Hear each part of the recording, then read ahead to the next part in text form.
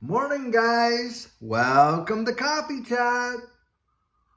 Well, guys, it's just a little too wet and too cold out there to do Coffee Chat out on the deck out there. It just poured and poured and poured and literally soaked the entire place. So the seats are all wet and everything like that. So I thought, hey, well, that's fine. I'm just going to come in and do Coffee Chat from inside the office. Well, guys, I'll tell you what. This morning, are we not seeing a big time change in the wide world? And in fact, of course, we've got the whole Chinese markets just crashing like crazy, which is causing a spin-off effect on all the other markets around the wide world. And get this is big. So China has come out and they basically said they're ready to pour trillions and trillions of stimulus into their system to kind of shore up the markets. Well, what do you think that domino effect is going to have? You better believe it. You're going to watch all these other markets kind of just get all funneled up as well, along with, the Federal Reserve and this and that. And guys, it's my belief. I think we're going to see another pause here in the interest rates, but it would not surprise me if we start seeing the end of quantitative tightening, as they like to call it. And when that happens, guys, it is going to be back on like absolutely crazy. And of course, right now we're seeing some big dips in this digital asset space. Now, for me, guys, that just represents opportunity. And the reason I believe that is because I look at the fundamentals. As we always like to say on this channel, it's the fundamentals that we're really focused on in the wide world, because of course sentiment changes like week to week. I mean, look at that. There we were with Bitcoin up to what, 48, 49,000 before the ETF, and less than 30 days later, we're sitting down here at what, 40 grand or sub 40,000, 39,000?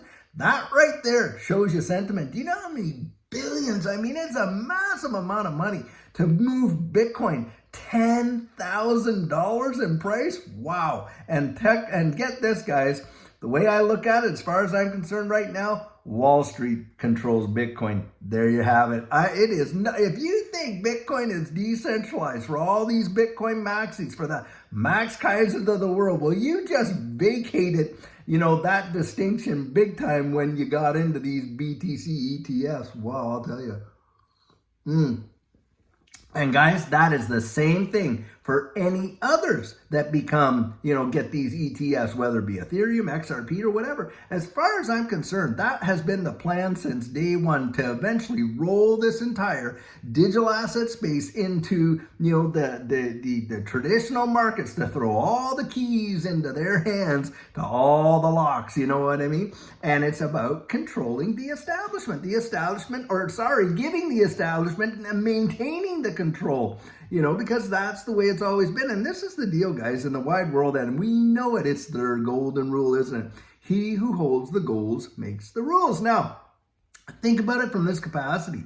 If you're out there competing in a marketplace and you've got the lion's share of that market, and you see some little upstarts coming up, more innovative, more this, more that than what you are, and this and that, what do they normally do? Well, they go out, they either just absolutely consume it, they buy it, they do whatever they can. Eventually, if they do acquiesce to it, it's about controlling it. And that's exactly what's going on right here. And what we're seeing in this marketplace is truly nothing new. They have done this time and memorial. Do you think that the big three auto producers just got to be the big three by happenstance and all this? No, guys, it was a bunch of political maneuvering and everything else, and on and on and on. And they have played these games like big time. And that's what corporate warfare is, isn't it? I mean, it's just, you go in there. Where do you think the term hostile takeover came from? Wow.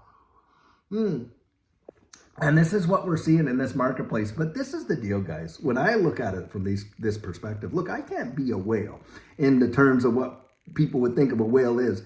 But I don't follow their advice. I follow their behavior. And do you think that they're not gobbling up this space like absolutely crazy? Yes, they are. Now, why is that? Just asking yourself a question. Why would they care? Well, guys, because, hey, they know it's the innovation and the future of the way the world is going to work. This technology is going to revolutionize the world. And they themselves are the ones that are coming out calling it the fourth industrial revolution, aren't they? And the thing is this, yes, they could keep up with this old antiquated system and stuff like that and keep it going as long as they can, which they are. I mean, they got it on life support now.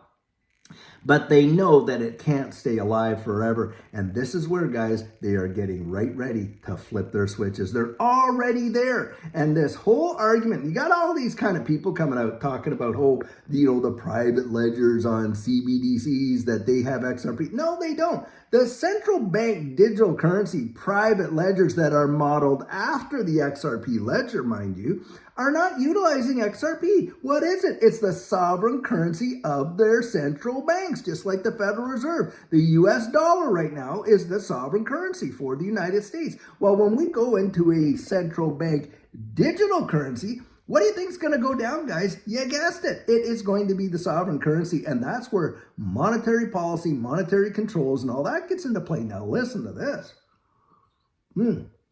Reading an article out there on the hedge, and the title of it is how a gold-backed crypto digital asset could be the last bastion of protection against capital controls. And I just almost had to laugh at the title, because haven't we been hearing that and saying that in this space for a long, long time? Guys, don't doubt it. It's my belief that we are eventually probably going to see something just like that. It is going to be wild, and a lot of exciting things happening in this space.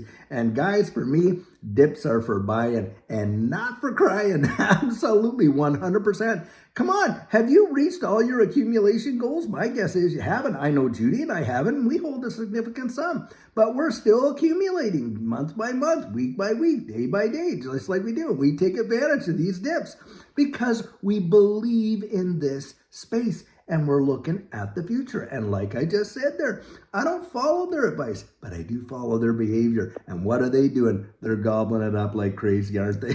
I mean, it's just right there. It's plain as the nose in your face. Well, guys, I'll tell you what.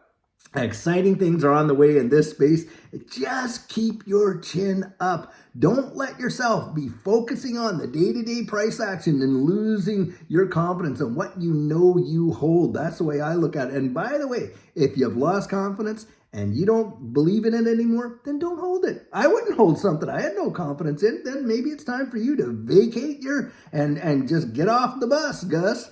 But the thing is this. For Judy and I, we made that decision. I'm absolutely convinced. And so we're just sticking on and we're holding out. And I'll tell you what, I'll ride it all the way up, all the way down, all the way up, because I know what I hold. At least that's my opinion on it. Well, guys, I sure hope you're having an amazing, amazing day until later on when we're going to have a fantastic video for you. Have a great one and take care.